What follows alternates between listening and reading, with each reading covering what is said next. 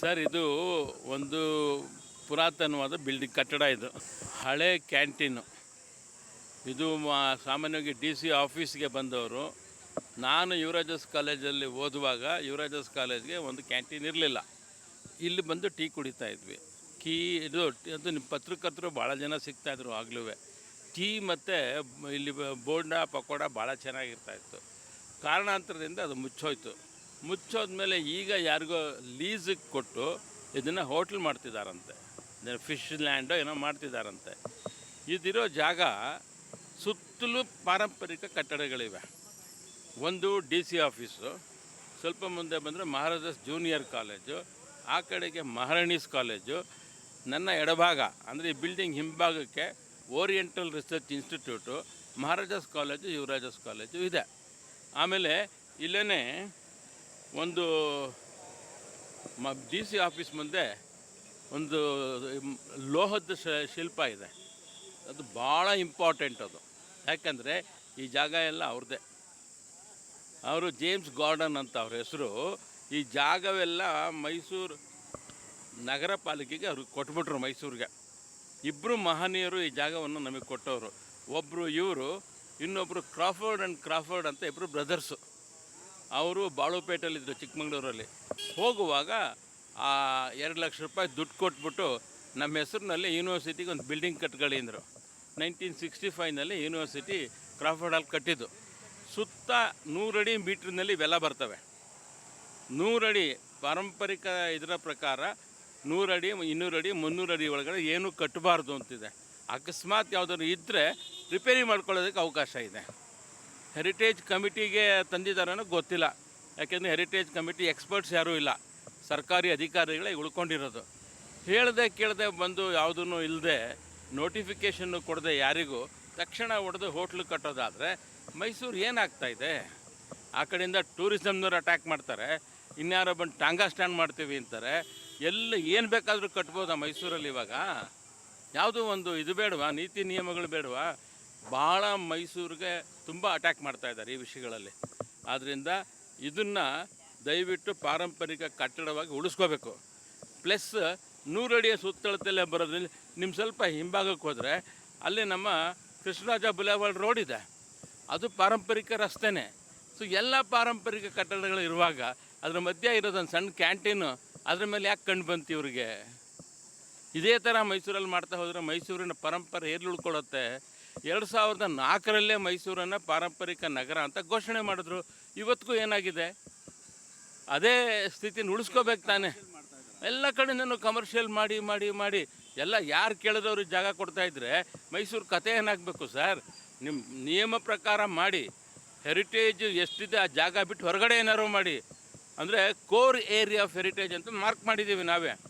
ಅಲ್ಲಿಂದ ಆಚೆ ನೀವು ರಿಂಗ್ ರೋಡಿಂದ ಆಚೆ ಏನಾದರೂ ಮಾಡಿ, ಯಾರೂ ಕೇಳಲ್ಲ. ನೀವೆಲ್ಲ ಮೈಸೂರು ನಗರದ ಒಳಗಡೆನೇ ಇರ್ತಕ್ಕಂಥದ್ದನ್ನ ಯಾರು ಕೇಳಿದ್ರು ಅಲ್ಲಿ ಟಾಂಗಾ ಸ್ಟಾರ್ಟ್ ಮಾಡೋದಕ್ಕೆ? ನಮ್ಮ ಪರಂಪರೆ ಇಲಾಖೆಯಿಂದ ಸರ್ವೆ ಮಾಡಿ 2024ರಲ್ಲೇ ನಾವು ಕಟ್ಟಬಾರ್ದು ಅಂತ ಹೇಳಿದ್ದೀವಿ. ಸ್ಪಾಟ್ ಇನ್ಸ್ಪೆಕ್ಷನ್ ಮಾಡಿ. ಅವಾಗ ಡೆಪ್ಟಿ ಕಮಿಷನರು ಡಾಕ್ಟರ್ ರಾಜೇಂದ್ರ ಅವರು ಇದ್ದರು. ಹೋಗಿ ನೋಡಿ ನಮ್ಗೆ ರಿಪೋರ್ಟ್ ಕೊಡಿ ಅಂದರು. ಮಾಡೋಕ್ಕಾಗಲ್ಲ ಸರ್ ಅಂದರೆ ಹಾಗಾದ್ರೂ ಮಾಡೋಕ್ಕೆ ಕೊಟ್ಟಿದ್ದಾರೆ 4 ಕಡೆ. ಅವ್ರ ಪ್ರಪೋಸಲ್ ಇನ್ನೂ ಒಂದಿದೆ. ಆ ಝೂ ಎದುರುಗಡೆ ಪಾರ್ಕಿಂಗ್ ಇದೆಯಲ್ಲ, ಆ ಪಾರ್ಕಿಂಗಲ್ಲಿ 80 ವೆಹಿಕಲ್ಗಳಿಗೆ ಪಾರ್ಕಿಂಗನ್ನು ತೆಗೆದುಹಾಕಿ ಅಲ್ಲೊಂದು ಕಟ್ಟಡ ಕಟ್ಟಕ್ಕೆ ಕೊಟ್ಟಿದ್ದಾರೆ. ಮಕ್ಕಳು ಆಟ ಆಡೋಕ್ಕೆ ಜಾಗ ಅಂತೆ. ಝೂ ಒಳಗಡೆ ಮಾಡ್ಕೊಳ್ರಿ, ಮಕ್ಕಳಿಗೆ ಆಡೋಕ್ಕೆ ಜಾಗ. ತಂಡಿ ಸಡಕ್ಕೆ ಹತ್ರ ಬೇಕಾದಷ್ಟು ಜಾಗ ಇದೆ ಅಂದರೆ ಇಲ್ಲ, ಇಲ್ಲೇ ಮಾಡ್ತೀವಿ. ಏನಿದು ದಬ್ಬಾಳಿಕೆ ಮೈಸೂರು ಮೇಲೆ? ಇಷ್ಟುಕೊಂಡು ದಬ್ಬಾಳಿಕೆ ಮಾಡೋದಾ?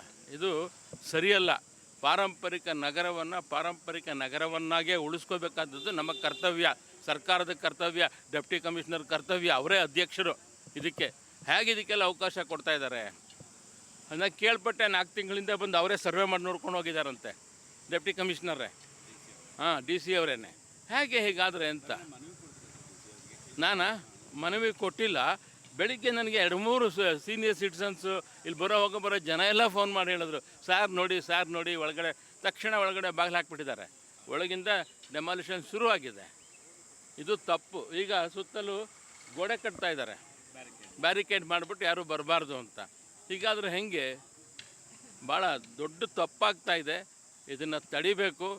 ಡಿ ಸಿ ಸಾಹೇಬರು ಆದಷ್ಟು ಬೇಗ ಈ ಕಡೆ ಗಮನ ಹರಿಸಿ ಇಂಥದ್ದು ಆಗದಂಗೆ ಮೈಸೂರಲ್ಲಿ ನೋಡ್ಕೋಬೇಕು, ಅದನ್ನು ಉಳಿಸ್ಕೋಬೇಕು ಅಂತ ನನ್ನ ಕಳಕಳಿಯ ಮನವಿ. ಈ ಪಾರಂಪರಿಕ ಇಲಾಖೆ ಇದೆಯಲ್ಲ, ಹಾಂ, ಒಂದು ಇಲಾಖೆ ಇದೆ, ಅದು ಅವ್ರಿಗೆ ನಾನು ಗಮನಕ್ಕೆ ಬಂದಿದೆ. ಅವರು ಸಹ ಇದಕ್ಕೆ ಸೆಕ್ರೆಟರಿ ಮೆಂಬರು ನಮ್ಮಂಗೆ ಅವರು ಅಧಿಕಾರಿಗಳು ಯಾರ ಮಾತು ಕೇಳ್ತಾರೆ ಸರ್? ಡಿ ಸಿ ಮಾತು ಕೇಳ್ತಾರೆ. ನಾವು ಯಾರ ಮಾತು ಕೇಳ್ತೀವಿ? ಮೈಸೂರು ನಗರದ ಜನಗಳ ಮಾತು ಕೇಳ್ತೀವಿ ನಾವು. ಅದರಿಂದ ನಾವಿಲ್ಲ ಅಲ್ಲಿ ಇವಾಗ. ಅರ್ಥ? ಈಗೇನು ಅಧಿಕಾರಿಗಳ ಹತ್ರ ಸೈನ್ ಹಾಕ್ಸ್ಕೋತಾರೆ, ಕೊಡ್ತಾರೆ. ತಡಿಬೇಕು ಅಂತಾರೆ, ತಡಿಬೇಕು, ಉಳಿಸ್ಕೋಬೇಕು. ಕ್ಯಾಂಟೀನಾಗೆ ಮಾಡಿ ಸರ್, ಕ್ಯಾಂಟೀನ್ ಇಲ್ಲ, ರಿನೋವೇಟ್ ಮಾಡಿ, ರೆಸ್ಟೋರ್ ಮಾಡಿ, ಆ ಮರ ಗಿಡ ಎಲ್ಲ ಬೆಳೆದಿರೋ ತೆಗೆದಾಕಿ. ಅದರಿಂದ ಇದನ್ನೇ ಅಂತ ಜಯಲಕ್ಷ್ಮಿ ವಿಲಾಸ್ ಮಾಡ್ತಾ ಇದ್ದಾರೆ. ಈ ಕಡೆ ಸಂಸ್ಕೃತ ಪಾಠಶಾಲೆ ಮಾಡ್ತಾ ಇದ್ದಾರೆ. ನಮ್ಮ ಇದು ಕಾರ್ಪೊರೇಷನ್ ಬಿಲ್ಡಿಂಗ್ ಕನ್ಸರ್ವೇಷನ್ ಆಯಿತು, ಅಲ್ಲಿಂದ ಕಾಡಾ ಬಿಲ್ಡಿಂಗ್ ಆಯಿತು, ಅಲ್ಲಿಂದ ಗೌರ್ಮೆಂಟ್ ಹೌಸ್ ಆಯಿತು. ಗೌರ್ಮೆಂಟ್ ಹೌಸು 1801-2 ಕಟ್ಟಿರೋದು, ಅದಕ್ಕಿಂತ ಹಳದೇನಲ್ಲ ಇದು. ಅದನ್ನು ಸಂರಕ್ಷಣೆ ಮಾಡಿಸಿದ್ವಿ ಹಠ ಬಿದ್ದು. ಯಾಕೆ ಈಗ ಹಂಗೆ ಹೊಡೆದಾಕ್ಬಿಡಿ ಎಲ್ಲನೂ. ಬಿರುಕು ಬಂದಿರೋವು, ಮರ ಬಡ್ದಿರೋದು ಎಲ್ಲ ಹೊಡೆದಾಕೊಂಬಂದ್ಬಿಡಿ. ಅರಮನೆಗಳು 15 ಇವೆ, 15 ಹೊಡೆದ್ಬಿಡಿ ಅತ್ಲಾಗೆ. ಏನು ಮಾಡ್ತೀರಿ ಹಿಂಗಾದರೆ ಮೈಸೂರಲ್ಲಿ? ಮೈಸೂರು ಒಂದು ಮೈಸೂರು ಕೊಡುಗೆ. ಮಹಾರಾಜರು ಕೊಟ್ಟಿರ್ತಕ್ಕಂಥದ್ದು ಪಾರಂಪರಿಕ ನಗರವಾಗಿ ಉಳ್ಕೋಬೇಕು ಅಂತ ಕೊಟ್ಟಿದ್ದಾರೆ ಹೊರತು ಇದು ಹಾಳಾಗಬೇಕು ಅಂತ ಕೊಟ್ಟಿರೋದಲ್ಲ. ದಯವಿಟ್ಟು ನಂದು ಕಳಕಳಿಯ ಮನವಿ ಅಧಿಕಾರಿಗಳಿಗೆ, ಇಂಥ ಪಾರಂಪರಿಕ ಕಟ್ಟಡಗಳನ್ನ ಉಳಿಸಿ. ಅದು ಅಲ್ಲದೆ ಇದು ಎಲ್ಲ ಸುತ್ತಲೂ 4 ಕಡೆಯೂ ಪಾರಂಪರಿಕ ಕಟ್ಟಡಗಳಿವೆ. 100 ಮೀಟ್ರು, 200 ಮೀಟ್ರು, 300 ಮೀಟ್ರು ಏನು ರೆಗ್ಯುಲೇಷನ್ ನೀವೇ ಮಾಡಿದ್ದೀರಿ, ಅದನ್ನ ಉಲ್ಲಂಘನೆ ಮಾಡ್ತಾಯಿದ್ದೀರಿ. ನಿಮ್ಮದು ಮಾಸ್ಟರ್ ಪ್ಲ್ಯಾನ್ ಮೈಸೂರು ನಂಜನಗೂಡು 2031 ಅದರಲ್ಲೂ ಸಹ ಇದೆ 100 ಅಡಿ, 200 ಅಡಿ, 300 ಅಡಿ. ಅಲ್ಲಿ ಚಾಮುಂಡಿ ಬೆಟ್ಟ ಅಟ್ಯಾಕ್ ಮಾಡ್ತಾರೆ. ಇಲ್ಲಿ ಬಂದರೆ KR ಸರ್ಕಲ್ಲು, ನಮ್ಮ ಗಾಂಧಿ ಸ್ಕ್ವೇರು ಅಲ್ಲೆಲ್ಲ ಹೊಡಿತಾರೆ. ಏನು ಹೀಗಾಗಾದ್ರೆ ಮೈಸೂರು ಪಾರಂಪರಿಕ ನಗರ ಅಂತ ಯಾಕೆ ಕರೆದ್ರಿ ಸ್ವಾಮಿ? ತೆಗೆದಾಕ್ಬಿಡಿ, ನಾವು ಕೇಳೋದೇ ಇಲ್ಲ. ಹೆಂಗಾರೆ ಹೊಡ್ಕೋಬೋದು ಅವಾಗ. ದಯವಿಟ್ಟು ಅದನ್ನು ಬಿಟ್ಟು ಈ ಪಾರಂಪರಿಕ ಪ್ರದೇಶ ಇಂಥ ಹತ್ತಿರದಲ್ಲಿ ಡಿ ಸಿ ಆಫೀಸ್ಗೆ ಒಂದು ಕ್ಯಾಂಟೀನ್ ಇರಲಿಲ್ಲ ರೀ, ಯುವರಾಜಾಸ್ ಕಾಲೇಜ್ಗೆ ಒಂದು ಕ್ಯಾಂಟೀನ್ ಇರಲಿಲ್ಲ, ORIದೊಂದು ಕ್ಯಾಂಟೀನ್ ಇರಲಿಲ್ಲ. ನಾವೆಲ್ಲ ಇಲ್ಲಿ, ನಾನು ಹೇಳ್ತಿರೋದು 1972 to 75 I was a student in Yuvaraja's college. ಇಲ್ಲಿಗೆ ಬರ್ತಾಯಿದ್ವಿ ಟೀ ಕುಡಿಯೋಕ್ಕೆ ಕೂತ್ಕೊಂಡು ಫ್ರೆಂಡ್ಸ್ ಎಲ್ಲ. ಭಾಳ ಜನ ಇಲ್ಲಿ ಬರೋ ಎಲ್ಲರೂ ಡಿ ಸಿ ಆಫೀಸಿಗೆ ಬರೋ ಅಧಿಕಾರಿಗಳ ಸ್ನೇಹಿತರು, ಇಲ್ಲಿ ಬರ್ತಕ್ಕಂಥ ಯಾರಿಗಾರು ಕೆಲಸ ಆಗಬೇಕು ಅಂತಿದ್ರು ಬಂದವರು ಸಹ ಇಲ್ಲಿ ಟೀ ಕುಡಿಯೋಕ್ಕೆ ಬರೋರು. ಸೊ ಇಂಥ ಜಾಗವನ್ನು ಉಳಿಸ್ಕೊಳ್ಳಿ ಅಂತ ಕೇಳ್ತೀವಿ ಅಷ್ಟೇ.